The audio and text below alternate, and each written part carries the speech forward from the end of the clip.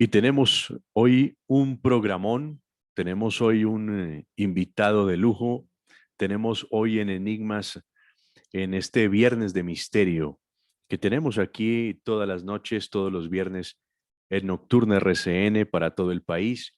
Tenemos a un gran personaje.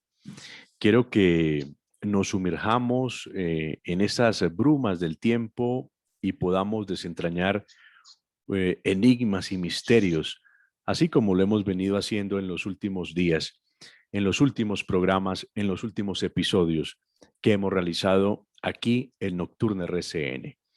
Quiero presentarles a Eleuterio Bravo. Él es un ciudadano español, pero por muchos años ha vivido en la hermana República del Uruguay, aquí en nuestra Suramérica. Es estudioso de las apariciones marianas. Él nos va a contar algo muy interesante, una experiencia que vivió en España y que le marcó profundamente su vida. También podemos decir, y aquí es donde viene lo que a mí me ha cautivado y me ha llamado la atención, es que Eleuterio es un contactado extraterrestre. Él ha tenido la posibilidad y ha sido contactado con seres de Andrómeda, de la galaxia de Andrómeda. Además, es autor de un libro obligado para todos los que les encanta el tema ovni. El libro es y se titula Plan Andrómeda, fin de los tiempos. Ese es nuestro invitado, Eleuterio Bravo, que ya está con nosotros. Eleuterio, de verdad, para mí es un placer saludarlo para toda Colombia a través de estos micrófonos y poder comunicarnos y transmitirle ese mensaje a todos nuestros oyentes. Bienvenido. Gracias, Diego. Bienvenidos ustedes también. Y acá estoy a vuestra disposición. Pregunte lo que ustedes crea conveniente. Eleuterio, usted nos atiende. ¿En qué parte de Uruguay se encuentra usted? Estoy en la capital, en Montevideo, en este momento. Bueno, estamos residiendo acá ahora en Montevideo. Llevamos ya en Uruguay como 40 años. Estuvimos 10 años en Chile, que fue donde tuvimos la primera experiencia con el contacto de Andrómeda. Y después un año en Argentina. Fue los años turbulentos de la dictadura y del conflicto de Argentina con Chile por el Bigle. Esos años del 78, 79, por ahí tuvimos que venirnos para acá, porque allí se hacía un poco la vida muy difícil. Para lo que se quería realizar había mucha violencia. Fue durante la dictadura de Pinochet, los primeros años. Y bueno, nosotros fuimos testigos de la revolución pinochetista, ¿no? A sangre y fuego, y nos salvamos por pelitos. Bueno, teníamos protección también, pero de todos modos estuvimos también muy expuestos. Y ahí estamos por salir de Chile y radicarnos en Uruguay, que aunque había dictadura también, era una dicta blanda, era comparada con la de Chile, era dicta blanda, no dictadura. Y aquí estamos. Claro. Bueno, Eleuterio, usted está excomulgado por la Iglesia Católica, ¿no? Sí, tanto mi compañero Mariano, compañero de labores, de estudios, bueno, de estudios, después de sacerdocio y después de excomulgados, las tres facetas, ¿no? Fuimos excomulgados el primer año que tuvimos contacto ya con los seres de Andrómeda, que estábamos de sacerdotes en una parroquia del sur de Santiago. Y bueno, más tarde o más temprano se tuvo que hacer público. Y allí tomó cartas en el asunto el cardenal de Santiago de Chile, Silva Enríquez, con el Vaticano, para que o nos desdecíamos de todo o renunciábamos a todo lo que estábamos diciendo, o si no, nos expulsaban de la iglesia. Y lógicamente nosotros no podíamos desdecirnos de lo que para nosotros ya era una vida. No podíamos decir que no. Y nos expulsaron. Fue para una película porque tiene varias partes, ¿no? La gente defendiéndonos en la parroquia, ¿no? La televisión, los periodistas, todo. Fue en aquellos 69, fue muy bueno, ¿no? Ese verano, ¿no? Bueno, muy bueno. Y terminamos yéndonos. La gente se fue con nosotros, los de la parroquia, porque nos querían defender a toda costa. Pero dijimos que no merecía la pena porque ya íbamos a tomar otro rumbo. Y así fue, nos expulsaron. Claro. De todos modos, a Mariano, que también le expulsaron después políticamente de Chile, no solamente por la parte religiosa, sino por la parte política, porque sus hermanos y el Vaticano lograron que la democracia cristiana, que estaba en el poder en ese entonces, muy en contubernio con la Iglesia Católica, firmara el decreto de expulsión. Igual lo iban a hacer con nosotros de Chile, ¿no? Porque éramos peligrosos, por lo que se iba diciendo, ¿no? Lo que se iba escribiendo también. Nosotros íbamos teniendo comunicaciones con esos seres que se hacían llamar por los maestros, porque nos enseñaban, eran clases de Apocalipsis, de Biblia, de todo. Y bueno, las íbamos transcribiendo en esos magnetofonos antiguos de cinta y las íbamos a páginas tipo libro, y bueno, el Vaticano se hizo con una y vio que era muy fuerte lo que se decía de la iglesia y de todo, y claro, peligraba que unos sacerdotes estuvieran diciendo eso. Así que resistimos lo más que pudimos unos meses y después nos expulsaron y ya no volvimos más, afortunadamente. Claro. Eleuterio, usted alcanzó a ser ordenado sacerdote, ¿no? Sí, tanto Mariano como yo fuimos 4 años, fuimos sacerdotes. Nos ordenamos en el 67 más o menos, o no, en el 65, perdón. Fueron 13 años de estudio en la Universidad Pontificia de Comillas en el norte de España. 13 años y en el 65 nos ordenamos, estudiamos filosofía, teología. Estuvimos 2 años ejerciendo de sacerdocio en España y en Francia también estuvo Mariano. Y después ya vinimos para América. Y Claro, nos radicamos en Chile porque allí fue el contrato con el cardenal que íbamos a ejercer ahí. Y ahí estuvimos 2 años también, 4 años en total. entiendo, Así que entiendo. sabemos muy bien por dentro cómo es toda la Iglesia Católica y todas las organizaciones religiosas. Claro. Eleuterio, entonces, quiero que dividamos esta conversación en dos partes para que las personas que nos están escuchando dentro y fuera del país tengan la posibilidad de entender un poco cómo ha sido su vida. Estoy hablando con un personaje del cual yo he conocido muchas cosas, siempre he estado detrás de él y hasta ahora se ha dado la oportunidad de que podamos comunicarnos. Bueno, a medias, pero nos pudimos comunicar. Y, y, y lo que me llena de satisfacción es que es un hombre vigoroso, con un mensaje que yo quiero que todos los que están en este momento, en esta noche, escuchándonos, pues se lleven una idea y así no les parezca lo que vamos a hablar, simplemente sembremos una semilla y de esta manera podamos darle elementos a las personas para que sigan investigando por su cuenta. Aquí no queremos convencer a nadie, simplemente queremos traer un mensaje y que cada uno saque sus conclusiones. Recuerden que nos pueden escribir a nuestro correo electrónico que está habilitado, es en misteriopandemia@gmail.com, o síganme también en mi Twitter en @da_reyes_prieto. También lo pueden hacer, tenemos un Instagram como Misterio Pandemia y aquí pueden encontrar todos los eh, entrevistas y todos los episodios que hemos realizado. Bueno, Eleuterio, le decía que quiero que dividamos esta conversación en dos partes. La primera, esa época suya en España, cuando era estudiante de la Universidad de Comillas, y allí usted estaba estudiando, llevando sus estudios de teología, filosofía, para formarse como sacerdote. Y ocurre algo, esto es mucho antes de la comunicación que usted también nos va a contar con estos seres de Andrómeda. Pero en ese momento ocurre algo que le cambia a usted la vida y es la aparición mariana en Garabandal. Quiero que nos cuente un poco sobre eso, sobre esa historia que es apasionante y que usted la vivió. Sí. Bueno, eso fue, yo digo siempre que fue como el preámbulo, el prólogo de lo que después fue nuestra experiencia de vida, ¿no? Pero en ese momento para mí fue lo más grandioso que yo había visto, fuera de lo normal, podemos decir, y pensaba en ese momento que era imposible que esta existencia pudiera tener otra cosa parecida. Sin embargo, hubo otra cosa mayor todavía. Pero bueno, mayor por la trascendencia, ¿no? Capaz que los fenómenos fue parecido, nada más.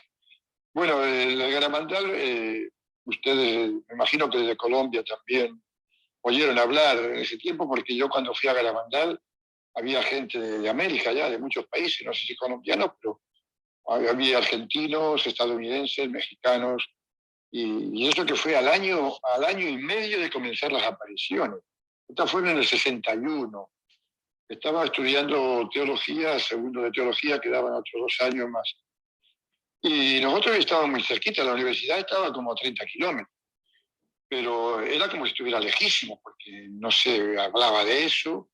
Y llegaban rumores, pero para una universidad en que se daba una licenciatura en teología, venir con cosas nuevas, fuera de lo ordenado por la Iglesia y por la teología tradicional católica, no tenía importancia. Era como que dedicarse a eso era una cuestión de gente medio ignorante. Sin embargo, a nosotros nos llegaban testimonios de gente que venía a visitarnos, de que allí estaban sucediendo cosas muy raras, por lo menos decían que era la Virgen, pero claro, Fátima también tardaron muchos años en Lourdes, ¿no?, en decir la Iglesia Católica y en afirmar y consolidar que eso era verdadero. Y así quedó. Sin embargo, a mí me picó el bichito de la curiosidad, ¿no? Y aunque estábamos en una universidad interna, es decir, con régimen de internado, que no se podía así salir sin permiso, un fin de semana largo, yo con otros 2 muchachos, aparentando que íbamos de excursión nada más, porque hacía 3 días sin clase, a veces hacíamos excursiones en bicicleta, 20 kilómetros, claro, volvíamos en la noche siempre, ¿no? Tipo excursiones. Así que como eso, sin avisar nada, sin decir dónde íbamos, fuimos a ese pueblito. Y ahí comenzó una etapa que marcó mi vida. Marcó mi vida primero sin saber dónde llegaría. Creí que no iba a haber nada nunca más. Y capaz que si no hubiera habido nunca más, hubiera quedado siempre en la incógnita. Porque después se comprobó que lo que decían las niñas era verdad, sobre todo de la Iglesia Católica. Un ataque a la Iglesia Católica también. Cosa que no se dice mucho en el mensaje de Garabandal. Claro. Eleuterio. Se hace mucho hincapié en la Virgen, nada más. Claro, hagamos un paréntesis aquí y decirles a los oyentes de que estamos hablando de un pueblecillo que para la época estaba perdido en la geografía española, tal vez parecía un pueblo medieval, y allí hay unas niñas, específicamente 4 niñas en ese pueblo de España, que caían en éxtasis cuando estaban en contacto con un ser. Ese ser, nosotros no sabemos qué ser era. Lo cierto es que pues, la tradición cristiana, católica, que es muy poderosa y muy fuerte, dijo y aseguró en ese momento que era la Virgen María. Entonces, esta aparición o este contacto está dentro de las apariciones marianas de la Iglesia Católica. Ahora sí, Eleuterio, continúe. Claro, está en la misma línea que Lourdes y Fátima, ¿no?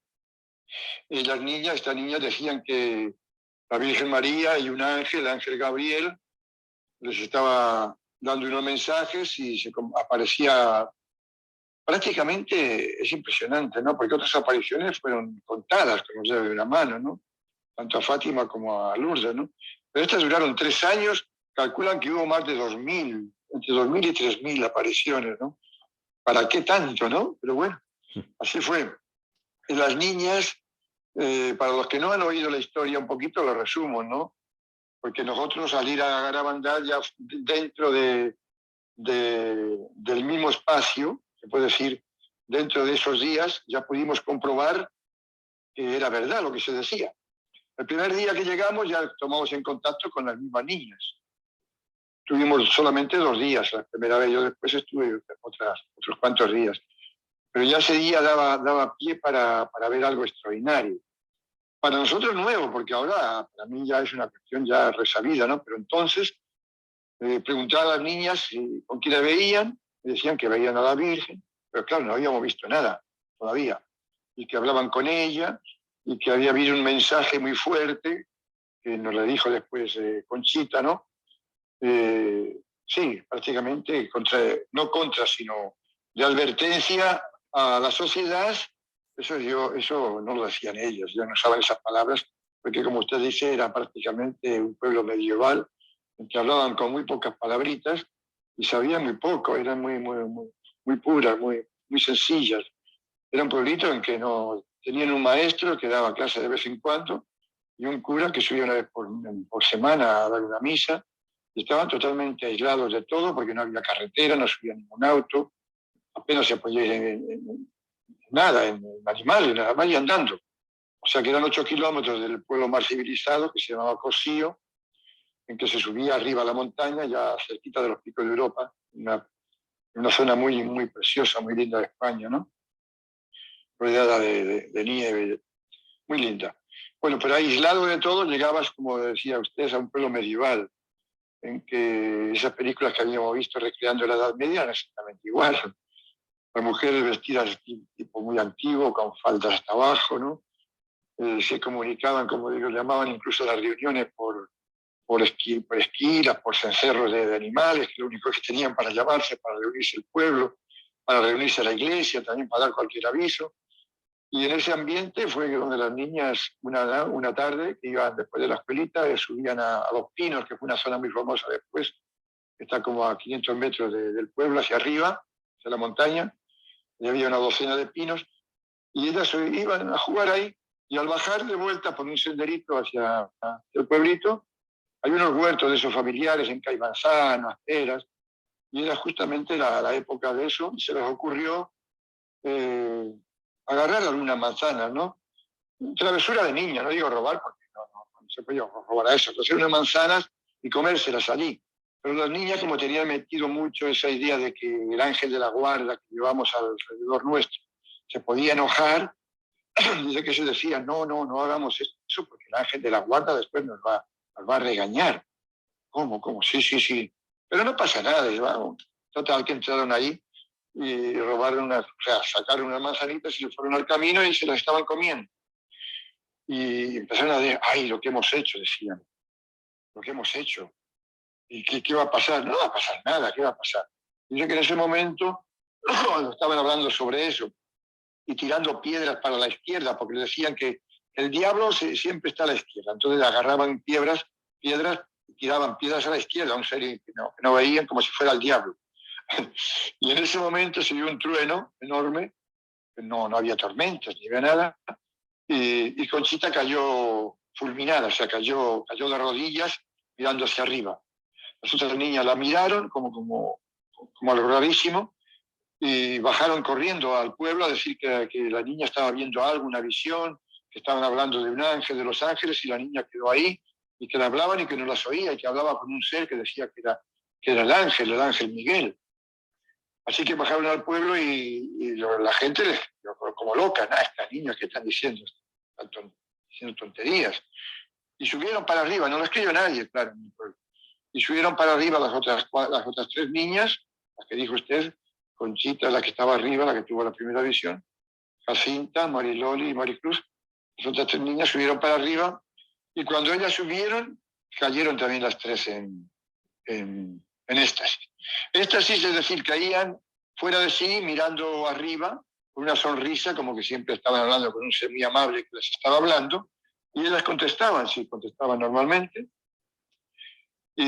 tipo susurro, no hablaban así que se oía la voz, sino así, bajito. Pero se oía ahí perfectamente lo que estaba al lado, ¿no?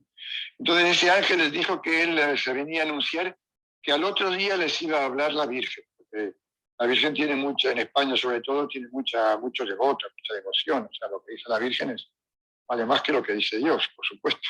Es como que es la autoridad máxima. Ni siquiera el ángel tenía que decir que, bueno, que él iba a anunciar, pero que iba a hablar la Virgen. Bueno, entonces las niñas al otro día subieron, bueno, las tomaron como locas, nadie les hizo caso. Sin embargo, las 4 niñas sabían que había sido real, que habían visto, y a la hora indicada subieron por segunda vez, y ahí se les apareció la Virgen. Ellos decían que la Virgen, como la Virgen del Carmen, que es la estatua que tenían en la iglesia chica que tenían en su pueblito, con escapulario y todo, y que les estuvo hablando y diciendo que tenían que decir al mundo, porque el mundo estaba muy mal, que tenía que dar unos mensajes al mundo y que la iglesia también, los curas, también tenían que decir algo para ellos. Ya el primer día les decía que iban a dar un mensaje porque estaba muy mal el mundo. En ese entonces estaba la crisis de los misiles en Europa, digo en Europa, en América, Cuba con misiles soviéticos apuntando hacia Estados Unidos, cuando estuvimos al borde de una guerra nuclear. Los que tienen más edad se van a acordar, ¿no? Que realmente estuvo al borde, porque estuvo en un tris que no apretaran el botón rojo y se desencadenara una guerra nuclear. Bueno, yo decía que justo la primera aparición de Fátima también fue cuando la Primera Guerra Mundial. Esta fue ya terminada la Segunda, pero con un peligro mayor que la Segunda Guerra Mundial, porque la Segunda Guerra Mundial terminó sí con un ataque atómico, pero como que habían aprendido para no hacerlo más. Sin embargo, a los 15 años de terminar la Guerra Mundial, ya había peligro de que otra vez entráramos en otra y el mundo se deshiciera, el planeta. Y fue lo que nos dijeron a nosotros también, que había bastante peligro de que eso sucediera y hubiera una desarmonía en todo el cosmos, si sucediera esa tremenda hecatombe en el planeta. A niña no decían tantas cosas, ¿no? Después, pero bueno. Bueno, el caso es que nosotros la primera noche ya vimos las apariciones, que es lo que la gente quiere saber también. Eso no es doctrina. Y las apariciones las vimos ya. Llegado un momento, las niñas tenían una especie de llamadas, que llamaban ellas, unos avisos. Primer aviso, a los cuartos de hora, a los 10 minutos, segundo aviso, y al tercer aviso salían corriendo donde les decía una voz a cada una, o un señalamiento que no sé bien lo que era. El caso es que se juntaban las 4 desde su casa, porque cada una estaba en su casa, a veces a la 1 de la mañana, a las 2, a las 3, a veces estaban durmiendo y se levantaban. Y después ya no, después ya se quedaban despiertas porque sabía que había reunión con la Virgen o con el ángel. Y salían ya corriendo, y ahí fue la primera sorpresa nuestra. Era una velocidad impresionante. De noche, en un pueblo donde no había luz eléctrica, donde no había ni luna esas noches, era todo oscuro, había unas cuantas linternas, las calles con unas piedras enormes, porque no eran calles, eran nada más que callejuelas llenas de piedras filosas que te podías caer, como nosotros nos caíamos y podías tener un accidente. Y veíamos cómo las niñas corrían a una velocidad, a veces de espalda. Ellas no sabían si iban de frente o de espalda.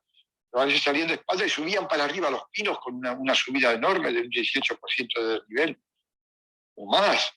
Y nosotros subíamos detrás, corriendo, pero no los alcanzábamos, imposible. La segunda noche yo vi que no solamente eso, sino que bajaban de espaldas también corriendo y no miraban al suelo, allá siempre mirando hacia arriba y jamás tropezaban con alguna piedra. Nosotros rodábamos por el suelo cantidad de gente, porque al correr mucho tropezábamos y no había luz. Y las piedras eran grandes. Y caíamos, volvíamos siguiendo, queríamos llegar los primeros a los pinos. Llegábamos a los pinos y las niñas bajaban para abajo otra vez, subían, bajaban. O sea, como que ellas no sabían lo que hacían, la cuestión física de correr, ni se enteraban. La primera noche yo las vi correr, andar y correr durante 2 horas. Y, oh sorpresa, ni un cansancio, ni una señal de cansancio, ni de fatiga, ni de nosotros continuamente jadeando porque no resistíamos, ellas nada. Había médicos ya la primera noche, vi que había médicos que las tomaban el pulso, totalmente normal, todo normal. Bueno, la segunda noche, ellas, lo que decían, yo la primera noche no me enteré mucho porque no podíamos estar al lado de ellas, pero simplemente eran conversaciones con ese ser que ellas decían que era la Virgen, hablaban de las cosas del día, no hablaban nada raro. Sin embargo, que se prepararan porque iba a haber otro mensaje. Ya habían tenido un mensaje cuando llegamos nosotros, ¿no? Hace unos meses. El primer mensaje que tuvieron es que les había dicho la Virgen que la copa de la ira de Dios se estaba llenando, que su hijo, Jesús también, que estaba muy enojado y que si no el mundo no cambiaba, iba a haber un castigo muy grande, muy grande. Así que dijeron al mundo que se prepararan y que cambiaran de actitud, que se portaran mejor, porque se portaban muy mal, que podían destruirse, podían morir, podía haber guerra, y no, eso no lo iban a permitir. Así que se prepararan. Entonces, antes de ir nosotros, había sucedido, nos dijeron en el pueblo, ellas mismas, que una noche, que la llaman la noche de los gritos, la noche de los lamentos, subieron ellas solas arriba y empezaron a gritar, porque la visión que tenían dice que era horrible, durante horas. Estuvieron gritando, gritando, gritando, gritando y no paraban y no paraban.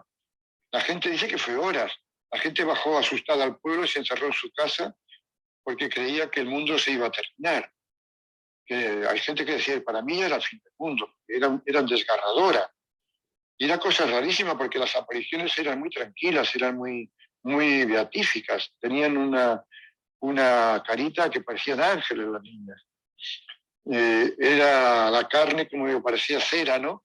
Después la tocaban como la tocamos nosotros, la piernita, por ejemplo, cuando estaban hincadas, y veíamos que era como si fueran de fierro, de acero, no se podían mover del suelo, no las podíamos levantar.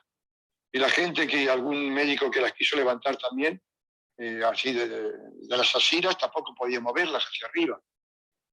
Ellos tenían permiso para hacer esos experimentos. Y yo hice algunos, ¿no? Que pedí permiso a los padres para ver que era verdad, ¿no? La sensibilidad al dolor, clavarle alfileres en el brazo, en las piernas, que después los padres se enojaban y no querían que lo hicieran, claro. Porque ya estaba demostrado que no sentían nada. No sentían ningún dolor, no sentían nada, nada. En los ojos tampoco sentían ningún parpadeo, aunque les pusieran linternas y focos de la televisión. Nada, ¿no? En absoluto no sentían nada, nada, nada. Cuando volvían a la normalidad eran niños. Pesaban igual que cualquiera, se la podía levantar porque eran muy chiquitas. Y entre ellas, cuando estaban en éxtasis, también se levantaban como si fueran plumitas para darse a una a otra a besar a la Virgen, no sé qué decían la Virgen, ¿no? Y sucedían muchas cosas, ¿no? De cosas, de milagros, yo digo, vi una cantidad de milagros, vi levitaciones porque pasaban por el aire, no respetaban ninguna ley de la gravedad, ni de la aceleración, ni de la inercia, ninguna ley ni de Newton ni de nadie. O sea, no había leyes ninguna ley de la biología, no sentían dolor, no sentían cansancio, no se agitaban, el pulso era normal. Había un desconcierto médico total. Después hubo un desconcierto psicológico también, porque esa niña la llevaron a Santander, la ciudad más cercana, y les hicieron exámenes de psicología, psiquiatría, y los psiquiatras dijeron que eran niñas totalmente normales, que no tenían nada raro, que hablaban de todo, respondían muy bien a las preguntas, como les decían, y que no encontraban nada normal. O sea, no podían dar testimonio de nada. Que lo que sucedía ahí era inexplicable y que alguien lo tendría que decir, que por la parte de la psiquiatría lo único que podían decir es que eran niñas normales, que no estaban locas, no podían decir otra cosa.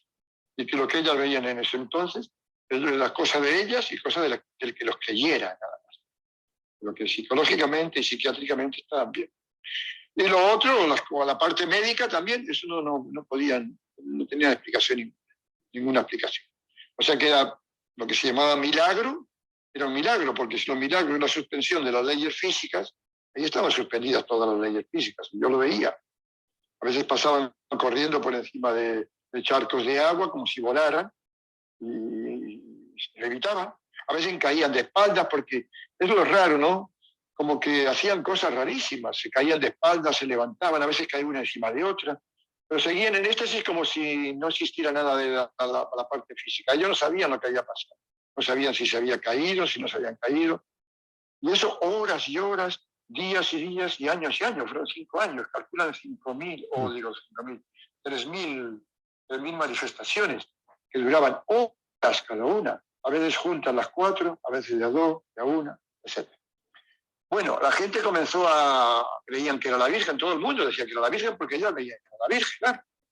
Hay un caso muy famoso que yo siempre le digo, porque fue un caso que conmovió a toda la zona, que era la muerte de un sacerdote. Nosotros íbamos vestidos de seglar, de paisano, para que no nos conocieran. Todavía nosotros no éramos sacerdotes, pero no queríamos también que nos conocieran mucho para que no hubiera reacciones de la Iglesia Católica en contra y hubiera algún castigo, ¿no? Y subían sacerdotes vestidos de paisano. Y sin embargo, cuando era la reunión o la visión de la Virgen, les daban a besar a veces el crucifijo a ellos solos. Y le preguntaban, ¿por qué? Y bueno, la Virgen nos dijo que porque esos eran sacerdotes. O sea que por mucho que se escondía, siempre lo localizaban, ¿no? Claro. Bueno, una noche estando nosotros, yo Eleuterio, quisiera preguntarte, sí. ¿las niñas en algún momento describieron esa entidad que se contactaba con ellas?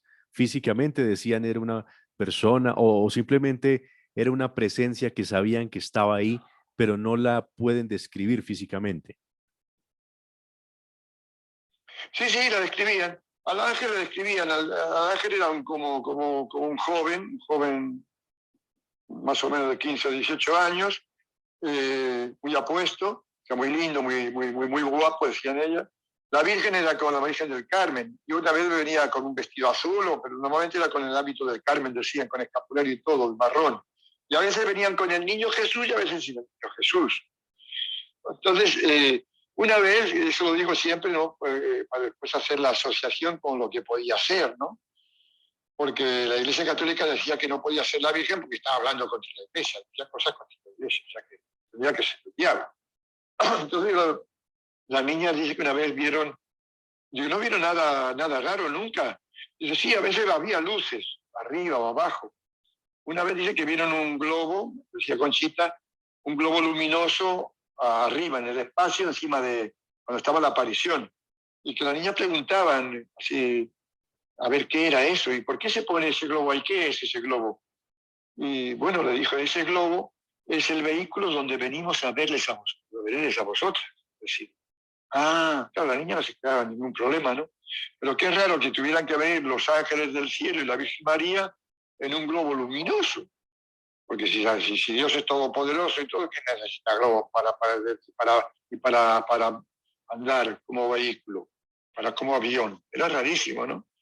Otro día dice que se apareció un triángulo, que había un triángulo con un ojo de Dios en el triángulo, que después ellas decían que era el ojo de Dios, y después otros decían, interpretando que era el diablo, decían que era el triángulo masónico, el triángulo Illuminati. Bueno, ya después cada uno lo interpretaba a su modo, ¿no? Pero ellas siempre veían una entidad. Incluso ellas vieron la entidad de las almas de los cementerios, que eso es una experiencia muy interesante que yo la viví. Una noche ellas llevaban un crucifijo en la mano casi siempre, ¿no? De esos que había antes de 10, 15 centímetros. Antes eran muy comunes, ahora no sé. No hay tanto. Bueno, ellas llevaban ese crucifijo y ese crucifijo se le daban a besar a la gente. Y una noche yo fui con ellas y fueron hasta un cementerio chiquito que había a unos 200 metros del pueblo y desde la misma puerta del cementerio, que era una puerta de una reja de hierro, y daban a besar con el crucifijo como si hubiera alguien al otro lado, como si estuvieran en fila para besarlo, ¿entiendes? Así uno, otro. Qué raro, y estaban a veces 5 minutos besando no sé, a 30, 40 entidades. Ellas veían personas como cuerpo físico, ¿no? O sea, no los tocaron nunca, les daba a besar en la boca, por supuesto, lo que veían que era la boca. Entonces nosotros les preguntamos que a qué iban al cementerio y las niñas decían que allí vivía mucha gente, vivía mucha gente. Y nosotros que estábamos estudiando teología, no cuadraba eso con las tesis de la teología, ¿no? Que hubiera gente desencarnada, que ya ha muerto, bastantes años, porque las niñas ni los conocían, capaz que llevaban 30, 40 años muertos o 20, qué sé yo. Y que sin embargo estaban viviendo en el cementerio, alrededor de las tumbas, o por ahí, iban al cementerio, exactamente. Y ahí les besaban el crucifijo. Nosotros no lo veíamos, las niñas decían que sí, que eran personas, que eran gente, ya decían que eran gente. Incluso una, eso lo viví yo también, a los 10 metros oiría alguna voz o alguien, ¿no? Volvió. Dije, ¿por qué volviste? Porque oí la llamada de una persona que me decía que ella no había besado y que quería besarle. Y volvió y le dio al cementerio y volvió. Bueno, ahí se nos caía un poco ya toda la teoría dogmática, ¿no? De que cuando uno muere, va delante de Dios, tiene un juicio y ahí recibe un premio o un castigo o un intermedio, si va al purgatorio, una especie de purgar la pena. Y parece que no es así. Pero en fin, ahí quedaba la cosa como algo raro, ¿no? Siempre me quedó. Después ya, cuando empecé a estudiar un poco el espiritismo y lo que era todo eso, vi que, bueno, entraba dentro de la lógica, ¿no? Pero quedó dentro de esa experiencia.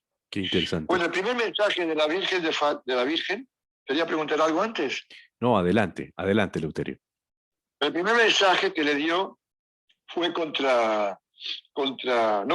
sino de advertencia a la sociedad y a la iglesia. Dice que la gente es muy mala, decían las niñas, que la Virgen lo tenían grabado allí, pero más o menos la idea era esta, ¿no? Que el mundo está muy mal, que la gente va muy mal camino y que la copa de Dios se está llenando. Y que la copa de Dios, la niña no sabía mucho, la copa de Dios, bueno, nosotros como habíamos estudiado teología y la copa del Apocalipsis, la copa es la simbología, como explicando que cuando se llene la copa, lo que contiene la copa era la ira de Dios. O sea, incluso el Apocalipsis, la ira de Dios se puede llenar y cae sobre la tierra. Y que se estaba llenando y que podía llenarse, y si se llenaba, vendría un castigo muy grande al mundo. Y no solo eso, sino decía, avisen, y esto fue lo que a la Iglesia Católica no le gustó mucho, avisen a los cardenales, a los obispos y a los sacerdotes que están llevando muchas almas a la perdición y ellos con ellas. O sea que había un descarrilamiento, se puede decir, de la Iglesia oficial, porque la pobre gente como ovejas decían que las están llevando a la perdición, pero los jefes de las iglesias, obispos, cardenales y sacerdotes, eran los que con su conducta las estaban llevando a la perdición. Y que avisaran, porque si no cambiaban también se iba a destruir el mundo y venía un peligro muy grande. O sea que era un aviso a la sociedad y un aviso a la Iglesia Católica, ¿no? A las iglesias, pero era la Iglesia Católica porque primero las otras iglesias no admiten a la Virgen como Madre de Dios ni como Santa, entonces no tienen problema con eso. Pero la Iglesia Católica sí. Y eso fue lo que vio. Lo otro que vi yo también, además de eso estaba yo allí, fue una carta que una de las niñas escribió al Padre Pío, que en ese momento estaba vivo todavía en Italia, ¿no? En el convento. Y yo vi que escribió una carta a Conchita. Y le pregunté que para quién era y dijo para el Padre Pío, que se le iba a dar al sacerdote, al cura, para que ella se la llevara al obispo y que viera lo que tenía que hacer. Ella no sabía lo que contenía, pero más o menos, yo más o menos sé porque después nosotros tuvimos contacto también con el Padre Pío y se explicó un poquito lo que estaba pasando en todo ese aspecto con la Iglesia Católica, que a él le tenían también prácticamente totalmente encarcelado, que no se saliera del convento, muy limitado, incluso le prohibieron incluso dar sacramentos un tiempo, porque no podían creer que eso fuera de Dios, lo que le pasaba al Padre Pío, que también decía que era del diablo, en fin, cosas muy feas. El caso es que esa carta sí que llegó al Padre Pío, porque el Padre Pío estaba en contacto con Garabandal. Tan es así que mucha gente que iba a ver al Padre Pío le recomendaba que fuera a Garabandal, siendo así que estaban a 3.000 kilómetros o 4.000 kilómetros de distancia, ¿no? Y sin embargo sabía, o sea que y el Padre Pío no salía del convento, pero yo sabía lo que estaba pasando, y a una persona muy popular que vino de Estados Unidos, ciega, vino a ver al Padre Pío sin saber nada de Garabandal. El padre Pío le dijo que fuera a España y que fuera a Garabandal porque ahí le iban a dar, le podían curar o le podían aliviar y le podían orientar un poquito en su vida. Y de hecho ese hombre, que creo que murió ahora recién, no se hizo después asilo a Garabandal, fue muchas veces y ya no paró de ir siempre, ¿no? ¿Y qué más en cuanto a lo fenomenológico? Bueno, tantas cosas, ¿no? A la segunda etapa, o sea, ese día nosotros, esos 3 días que fuimos, nos volvimos a la universidad, nos esperó una reprimenda tremenda, casi nos expulsan, pero no pasó nada. Nos prohibieron que volver más, porque claro, era como admitir que éramos muy frágiles y nos estábamos dando a doblegar. Yo le dije al rector que tuviera cuidado, señor rector, porque era lo que estaba pasando ahí, él no sabía lo que pasaba, yo sí sabía, porque ya lo había visto, y lo que estaban diciendo. Así que tuviera mucho cuidado y no, déjese de tonterías, de no vuelva. Yo volví después, en verano, que ya estábamos de vacaciones y ya no podían prohibirnos, volví y ahí estuve una semana entera. Y ya lo vi, ya para cerciorarme totalmente de todo, pude conversar mucho con las niñas, con todo lo que pasaba. Prácticamente ya era todos los días lo mismo, ya veía uno tantos milagros que ya, o sea, ya no, era como si uno estuviera viviendo en otro planeta en que las leyes físicas eran otras, ¿no? Ya sabía que no había ley de gravitación ni nada.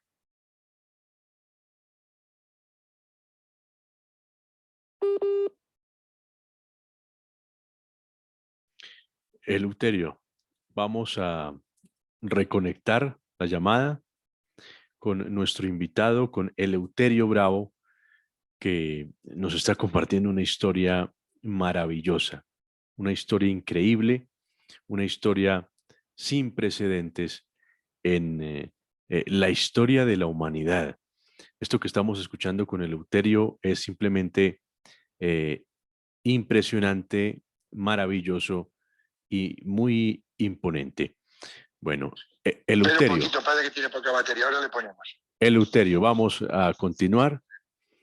Eh, Sí, sí. Ahora vamos, continuamos. no se preocupe. Espera Estamos, un poquito que ponemos la carga porque parece que el celular... espera un segundito.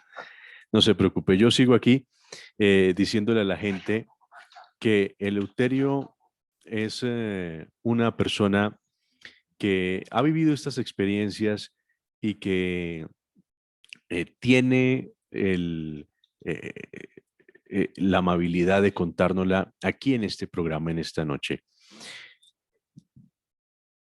Bueno, Eleuterio, ¿me escucha? Sí, ahora lo escucho. Déjame. Perfecto, perfecto. Bueno, entonces, Eleuterio, continuemos. Continuemos entonces la conversación, lo que usted nos estaba Bueno, relatando sobre las sí, les niñas. estaba hablando, disculpe que estaba fallando un poquito el audio.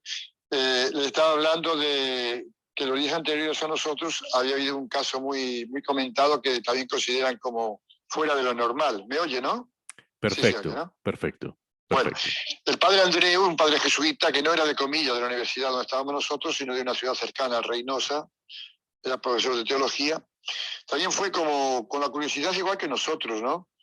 A ver qué pasaba, si era el diablo, era la Virgen o qué era.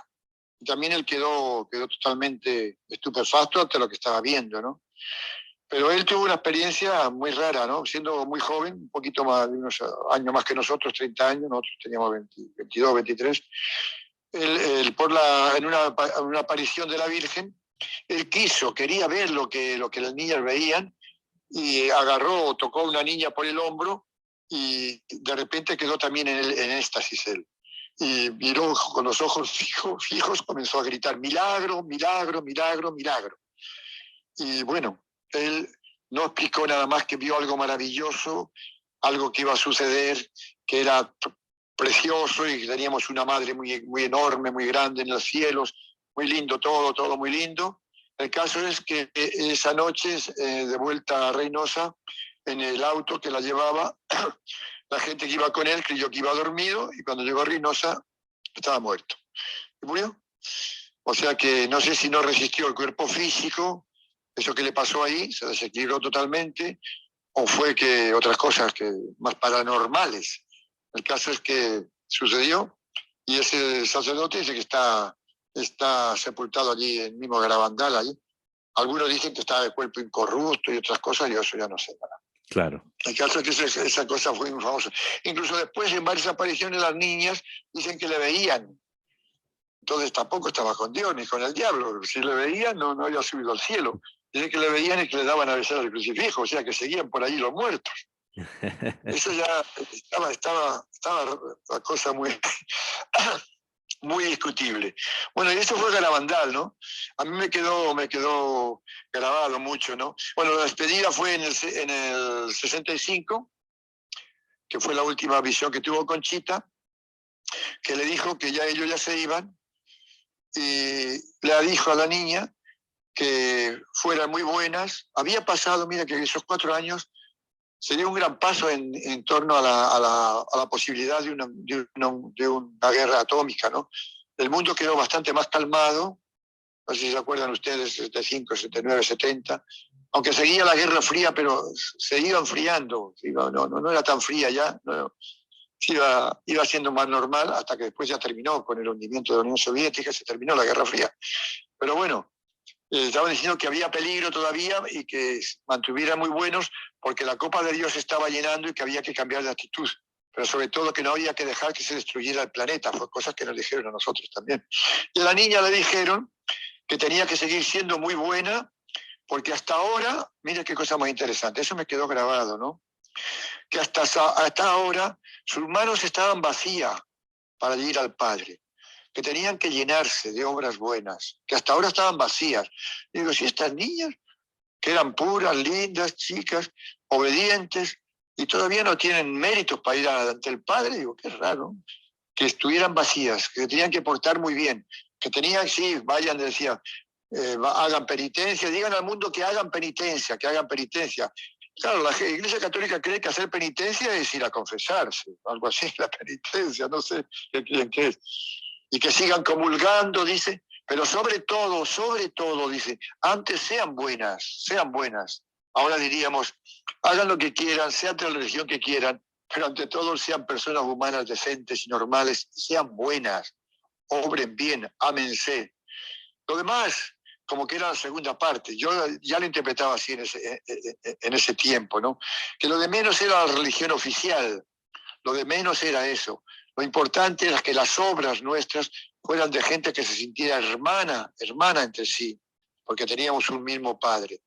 Tan es así que a la niña le dijeron que no siguieron la carrera religiosa, cosa que nunca se había hecho, porque en Fátima las niñas fueron a los conventos, incluso Lucía, la que estaba ahí en un convento al norte de Portugal, en Galicia, dijo que la habían obligado y que la hicieron polvo la vida.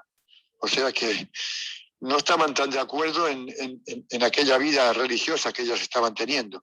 Y estas niñas de Garabandal, por suerte, hicieron vida normal, se casaron, están viviendo en Estados Unidos, en estos momentos una murió, Mariloli, que es la que más conocí yo, y Conchita. Conchita vive en Nueva York, tiene varios hijos, y Conchita fue la que lleva el secreto último de las 3 palabras famosas de aviso, milagro y castigo, que le dijo la Virgen que esas 3 cosas iban a suceder al fin de los tiempos. Porque le decía la Virgen que esto era para el fin de los tiempos. Dice que nunca le habló del fin del mundo, que la Virgen siempre le habló del fin de los tiempos. Ella no sabía explicar mucho más que era el fin de los tiempos, pero que si no venía un cambio en las obras de la gente y de la Iglesia, que iba a venir un castigo muy grande. Y el castigo iba a ser tan grande que la decía Conchita, que yo quisiera que mis hijos murieran antes, aunque yo quedara viva, pero que mis hijos no quiero que lo sufren y que lo vean, porque ellos lo vieron la noche de los lamentos, de los tormentos. Parece que no era el infierno, sino las consecuencias de una guerra atómica, una guerra mundial que podía venir al planeta. Parece ser que eso fue lo que... Claro. Bueno. Y bueno, eso fue lo último que supe de... Están esperando mucha gente en Garabandal que venga un aviso de Conchita, perdón, que dice que le va a dar 8 días antes del milagro y que el milagro va a ser algo que va a ver todo el mundo, que va a aparecer en el cielo y que no va a ser destructivo, que va a dar mucho miedo, pero no de destrucción. O sea, que no, la destrucción sería el castigo que viniera después. Que tanto el aviso como el milagro era para que la gente reaccionara, aunque fuera en poco tiempo, y evitara la destrucción del mundo y la destrucción de sus almas y de sus cuerpos. Y en eso está, ese es el fin de los tiempos. Claro. Bueno. Todo lo que nos pasó a nosotros, que sería ya mucho más largo, ¿no? Claro. Ya hilamos, ¿no? Porque eso fue como un prólogo. Yo digo, eso fue un prólogo lo que vinieron a decirnos a nosotros después. Que, oh casualidad, el ángel Miguel a nosotros se nos presentó como el maestro Miguel, con el mismo nombre. Eleuterio, quiero que venían de Andrómeda. Claro, quiero que nos cuente ahora un poco para profundizar sobre ese segundo momento de su vida en la que ustedes tuvieron contacto con seres de Andrómeda. ¿Cómo fue esto? ¿Cómo son esos contactos y cuáles son los mensajes que ellos le envían a través de ustedes? Bueno, antes de decir cómo fueron los contactos, no sé que después no haya tiempo, los mensajes eran parecidos a los de Garabandal, pero mucho más perfectos y más teológicos y más al grano. Eran perfectamente como diciendo, ahora sí que hablamos claramente, ahora no hay simbologías. Ahora no decimos que la Iglesia Católica está desviada, que los cardenales y sacerdotes han llevado a muchas almas a la perdición, cosa que ahora se ha visto, ¿no? Por la corrupción de las autoridades, de cardenales, obispos, de la pedofilia, del enriquecimiento ilícito de los bancos vaticanos, de tanta cosa, ¿no? Ahora ya quedó clarito que las iglesias o la Iglesia Católica es una de las cabezas de la bestia del Apocalipsis, lo cual ya es mucho más grave. Es decir, son ya realmente las vivencias del materialismo, disfrazadas de religión, disfrazadas de religiosos, disfrazadas de apariencia de paz y de amor, pero que en realidad son los instrumentos de Satanás, cosa que ya es muy fuerte. Bueno, ¿cómo fue? Bueno, sería seguir la historia de... A nosotros los tres grandes, se puede decir, verdades o hechos que nos dijeron en el primer mes, antes de decir cómo fueron esas manifestaciones, eran las mismas. Era la corrupción de la sociedad, la corrupción del hombre. Dentro de la sociedad estaba la iglesia también. La corrupción del hombre como hombre y la pobre esclavitud del planeta que le hemos hecho. Y que eso hay que solucionarlo de alguna manera porque estamos al fin de los tiempos y ya no hay tiempo. Es decir, no hay tiempo porque se le acaba el tiempo a estos seres que fueron los primeros culpables que bajaron de las estrellas, que bajaron de la rebelión de Lucifer, de los cielos, no bajaron del cielo, bajaron de otros planetas, para hacer un orden propio, un orden egoísta, un orden en torno al ego humano o al ego de ellos, hacerse adorar como dioses y hacer un mundo nuevo en donde estamos totalmente esclavizados. Este mundo que tenemos es un mundo nuevo para ellos, pero ellos saben que es un pataleo último porque están en los últimos tiempos donde van a ser o destruidos o se tendrán que arrepentir, porque ellos también se pueden arrepentir.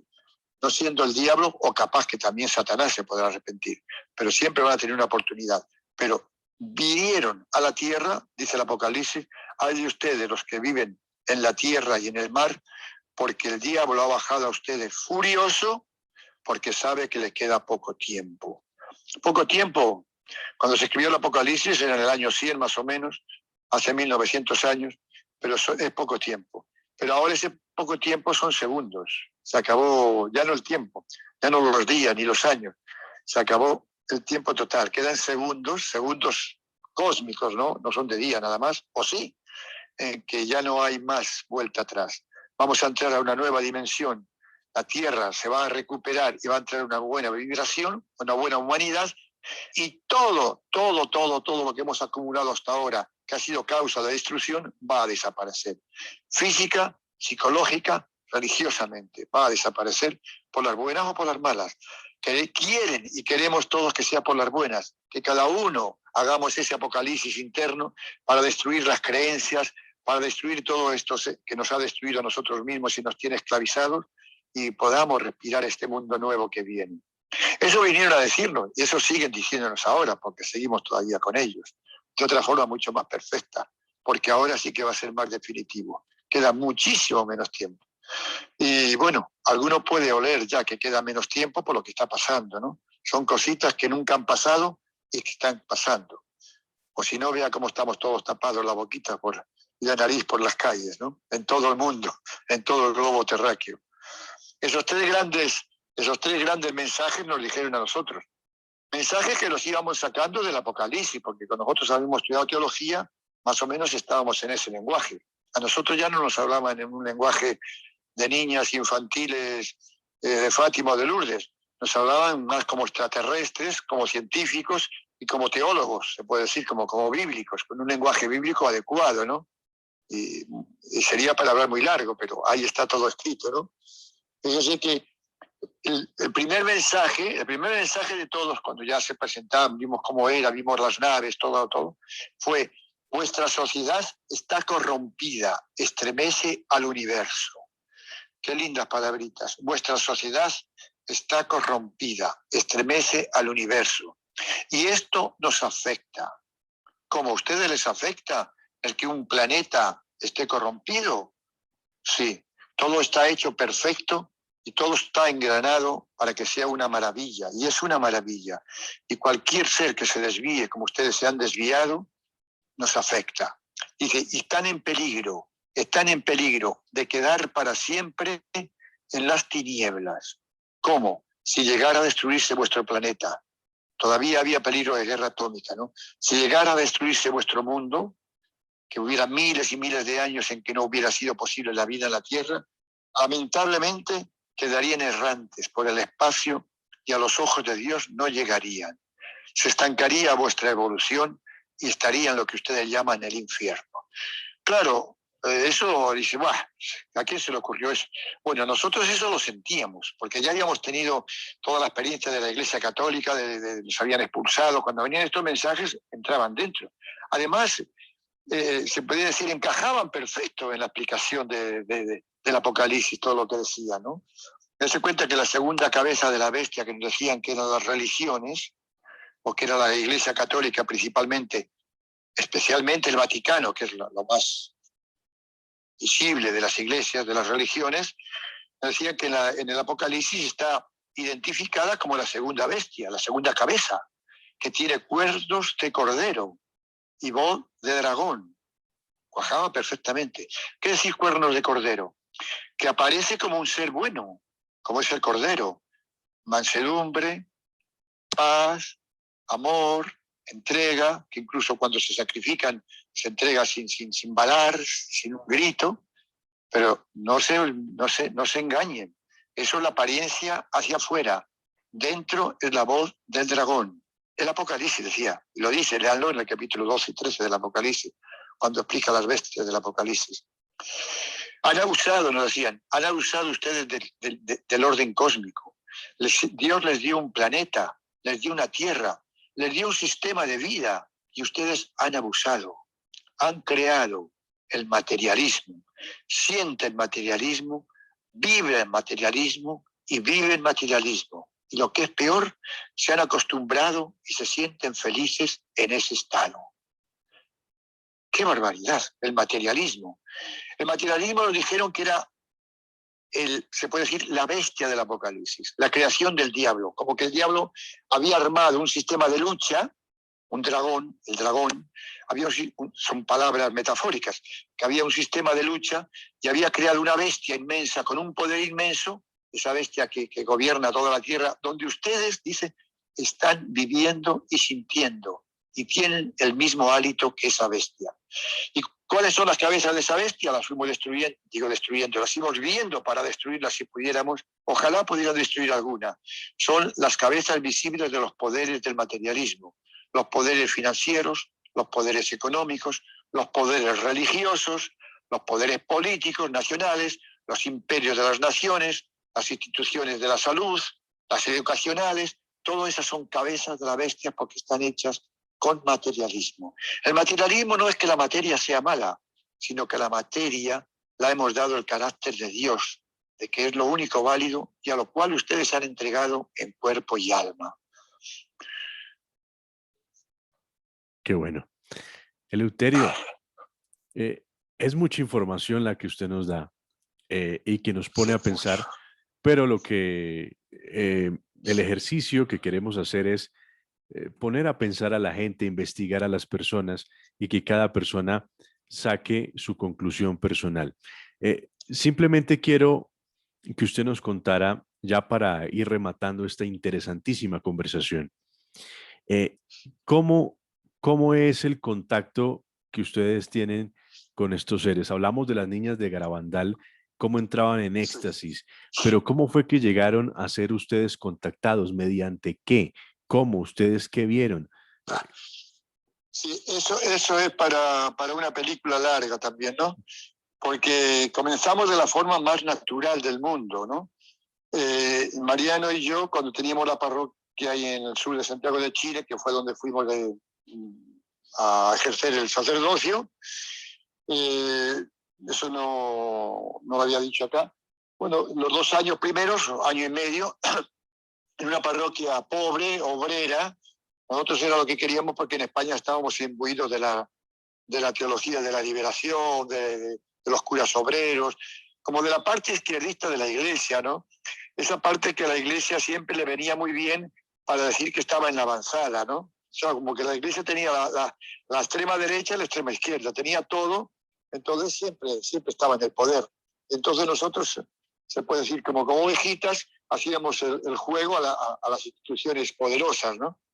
Pero a nosotros no nos interesaban mucho las instituciones poderosas. A mí no me importaba tampoco. Si la Iglesia está podrida, bueno, allá ella.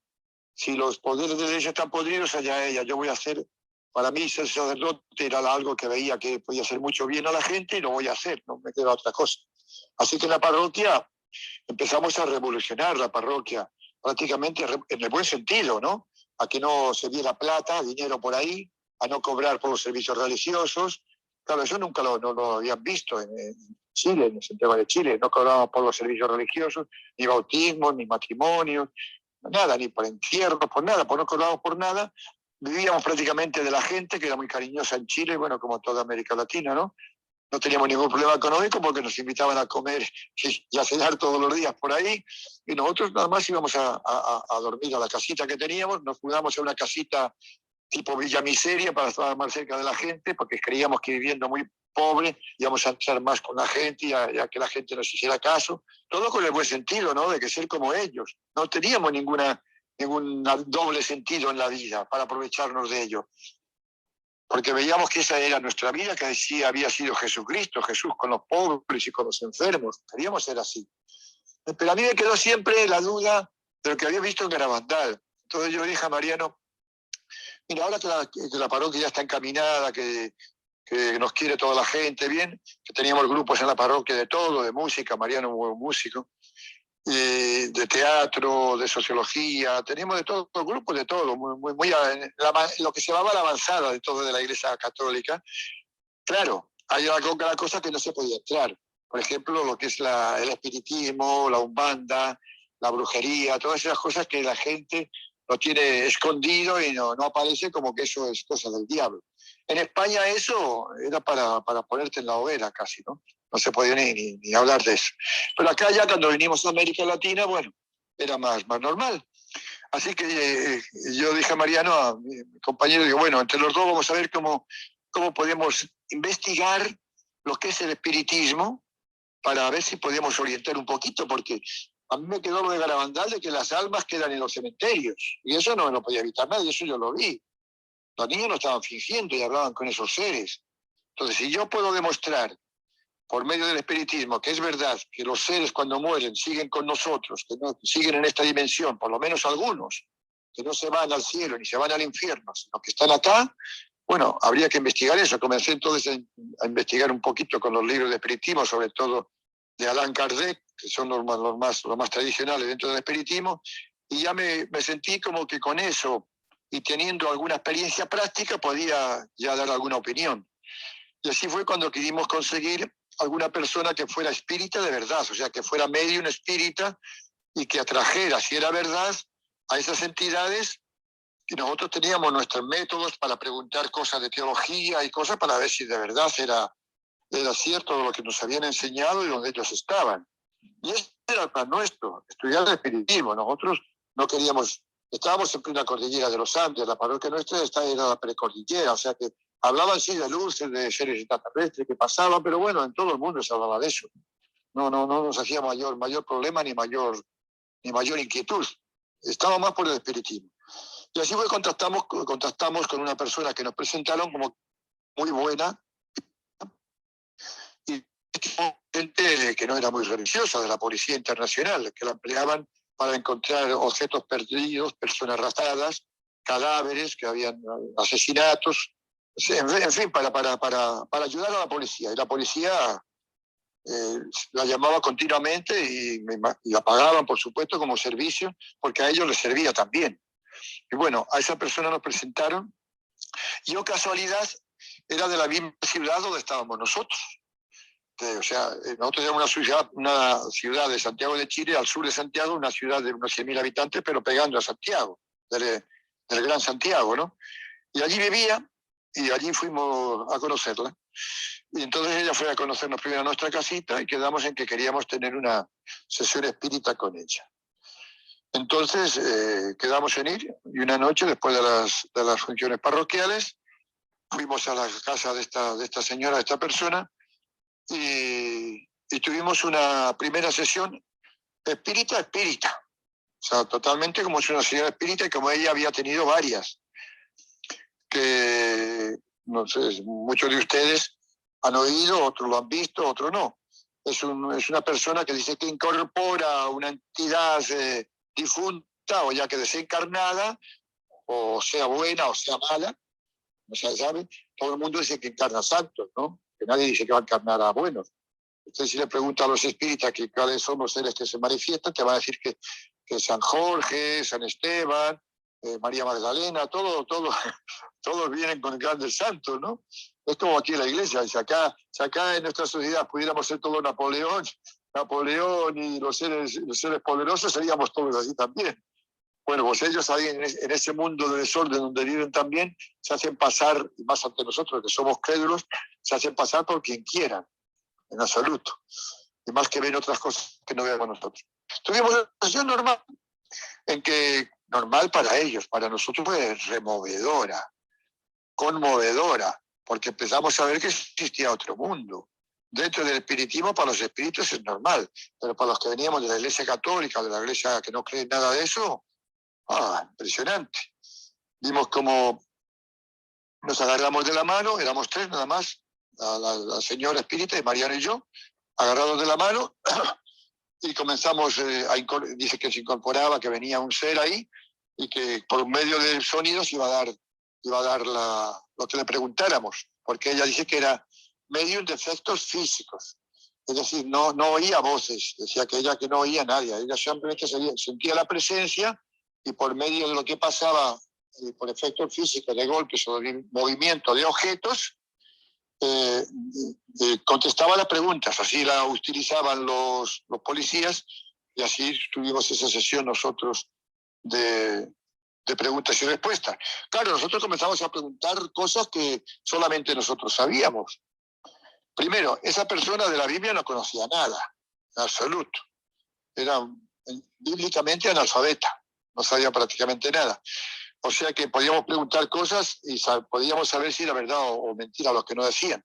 Pero para esa persona, ella sabía que sí, que los muertos existían porque se comunicaba con ellos y que ahora iba a venir uno a comunicarse con nosotros hasta que vino un ser ahí y comenzó a responder a nuestras preguntas. Había efectos físicos, sí, el poncho de ella hacía un remolino, nos tocaban unas manos invisibles a las piernas, yo me acuerdo, frías como si fueran hielos, 5 dedos hielo, que yo casi salto hasta el techo, que te agarra encima de la pierna, te ponen 5 dedos y tú lo sientes, o encima de la cabeza, o te agarran de la oreja, así. No, era una mano, pero claro, energética, tú no veías nada más que el efecto, que te apretaban. Después eso lo vimos muy normal, después de las cosas, de los ataques que tuvimos nosotros del otro lado, ¿no? De los espíritus desencarnados al servicio del ego, ¿no? Pero bueno, eso es para muy largo. Pero esa primera noche que tuvimos respuesta de dónde estaban, resulta que esos seres que estaban manifestando decían que él no conocía ni al infierno, ni a Dios, ni al diablo, no conocía a nadie. Que él estaba en un mundo donde estaba con gente, que convivían, que veía a los seres que estábamos en la tierra también, pero que a él no le veía a nadie. Y que solamente se podía comunicar con esa persona, con ese medium. Ahí se podía tener confianza, que los demás no le entendían ni le sentían, ¿entiendes? Y por los efectos vimos que era verdad todo lo que nos iba respondiendo, cosas que solamente sabíamos nosotros, hasta de personas que habían muerto, ¿no? Dónde estaban, cómo eran, que las visto, que existían, todo. Bueno, total que para eso, como una primera noche, para nosotros se nos hundieron muchos dogmas católicos, ¿no? El dogma de que va uno al infierno, al purgatorio, de que hay un juicio en que Dios le juzga a uno cuando se muere, que Dios le juzga y que enseguidamente hay que pedirle la extrema opción porque si se muere y se va al infierno y si no, eso parece que no es tan así. Como que tambaleaba esa fe que habíamos estudiado en teología durante 4 años con licenciaturas y con tanta cosa y con diplomas. Pero si todo es mentira, ¿para qué vale todo eso? Pues por ahí va a ir la explicación. Digo, bueno, no sé qué pasará, si después nos echarán de la iglesia por ser espíritas o no, pero vamos a seguir investigando y lo que sea, será. Y así quedamos. Entonces, la primera noche quedó como una sesión espírita. Y a la segunda noche, ese fue el primer contacto con los que no eran ya seres desencarnados, sino seres extraterrestres. Bueno, la segunda noche, ¿sigo con eso? Sí, ¿cómo contactó usted a estos seres de Andrómeda? Bueno, esa segunda noche fuimos a tener una segunda sesión espiritista. sesión espírita.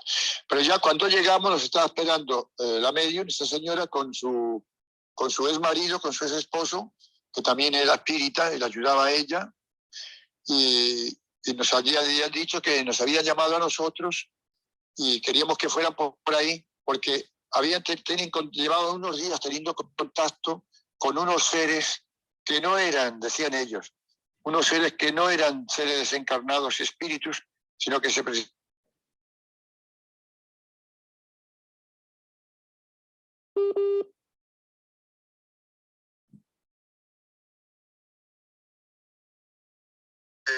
Nos dijo el señor que incluso había tenido que instalar unas antenas en la casa arriba para que la comunicación con esos seres fuera más perfecta. Ya no ibas a ser como mediunidad, como una energía que sacaban no hacen los espíritus, sacan energía de los medios y se presentan con la voz o haciendo efectos físicos o otras cosas, o incluso plasmándose para que lo vieran como nube, que era lisa y llanamente una transmisión como nosotros teníamos las transmisiones, se puede decir, de televisión o de la radio, tecnológicas, no espirituales, eran transmisiones tecnológicas. Entonces dice, pero primero, antes que nada, nos dice, si quieren ustedes, salgan afuera y vean nuestras naves. Y ahí fue donde nosotros vimos por primera vez que lo que íbamos a tener en contacto ahora no eran espíritus, sino seres de otra dimensión, de otros sitios. Y ahí vimos las naves de noche, claro, unos globos danzando arriba diciéndonos, acá estamos y nosotros somos los que les vamos a hablar. Bueno, entramos dentro y dice, espectacular esto, no sé. Bueno, estos seres, dice, se han presentado como que vienen de la galaxia de Andrómeda y quieren hablar con ustedes, porque ustedes dos, dice, a nosotros nos dijeron que los ubicáramos porque tienen un mensaje para ustedes. ¿Cómo para nosotros? Sí, para ustedes que son sacerdotes de esa parroquia nueva, les van a dar un mensaje. Bueno, lo primero que nos dijeron es esa persona puso las manos hacia arriba y como retransmitiendo un mensaje, pero con la voz de ella. No nada de voz de espíritu, nada. La voz de ella es, bienaventurados seáis, ustedes son aceptados y tienen una misión que realizar si ustedes quieren. ¿Quiénes son? Nosotros somos de Andrómeda. Si quieren, somos sus hermanos, mejor dicho, sus maestros, llámenos, si aceptan, sus maestros de Andrómeda. Pero antes que nada, son libres de aceptarnos o negarnos. Si no quieren seguir para lo que les hemos indicado, los hemos llamado, váyanse a sus casas, a sus parroquias, y hasta acá hemos llegado. Pero si aceptan, comenzamos con un plan que le vamos a llamar Plan de Andrómeda. Desde el primer día nos dijeron eso. Bueno, la manifestación, como ven, era por medio de la voz de otra persona, de otro ser. Nos dijeron, esta persona que está acá es la única que mire lo que nos dijeron, es la única que hemos encontrado en toda la tierra. Fíjense si habrá falsedad en la tierra. La única que hemos encontrado en toda la tierra para que pueda retransmitir lo que les queremos decir. Ahí vimos después que el Padre Pío había muerto hacía año y medio y que se comunicaban con el Padre Pío. Esos seres extraordinarios eran los seres divinos que le guiaban al Padre Pío. Maestro Miguel, decía. Eleuterio, sí. Le propongo algo. Esta historia es sencillamente apasionante y pues nos podríamos quedar aquí mucho tiempo más hablando sobre su experiencia y los mensajes que los seres de Andrómeda les han transmitido a ustedes.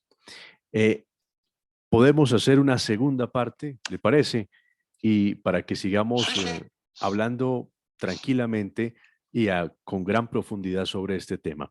Es que infortunadamente se me agota el tiempo, pero quedo más que extasiado con este tema y quiero que volvamos a comunicarnos. ¿Le parece? Sí, me parece muy bien. Además ya con otra vez, si lo podemos hacer tecnológicamente mejor, todavía mejor, como usted vea, pero por lo menos igual lo van a oír. Incluso ya puede estar también el Mariano, que es el otro ser conmigo también, que está teniendo toda esta experiencia maravillosa que tuvimos y que tenemos, porque ahora es algo ni se puede ni imaginar. Claro. Entonces es Eleuterio Bravo desde el Uruguay Él es un ex sacerdote español y estamos conversando con él. Eleuterio, de verdad, muchas gracias por regalarnos estos valiosos minutos, contarnos su maravillosa experiencia y tendremos un programa en el que podemos profundizar más sobre estos contactos que ustedes realizan. Gracias, Eleuterio. Bueno, gracias Diego y a todos los radioescuchas colombianos que están oyendo esta emisión. Muchas gracias.